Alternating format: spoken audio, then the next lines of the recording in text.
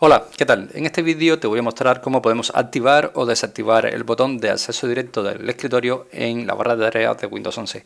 No sé si lo sabes que Windows 11 trae en la barra de tareas un acceso directo para mostrar el escritorio. Cuando nosotros tenemos diferentes ventanas abiertas, vamos a poner que tenemos aquí un montón de ventanas abiertas y lo que queremos es ver el escritorio, entonces de manera rápida nosotros podemos hacer o coger el cursor y dirigirnos aquí a la barra de tareas justo al lado de donde está la hora, y ya casi al finalizar la barra de tareas verás como tienes aquí como si fuera una barra vertical, ¿lo ves?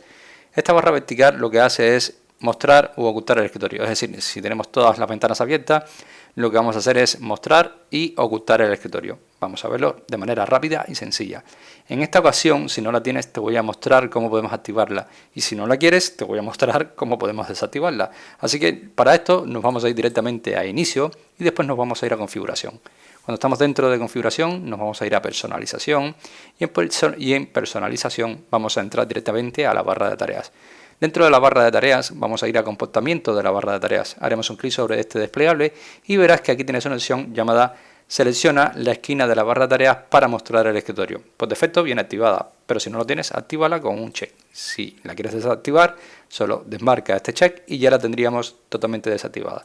Así que nada, espero que este vídeo te haya gustado, te haya ayudado, y si es así, como siempre te digo, te invito a que me dejes tu like, suscríbete por favor a nuestro canal, y así me ayudas a mí a que este canal siga creciendo, y por supuesto nos vemos en un siguiente vídeo. Gracias, chao.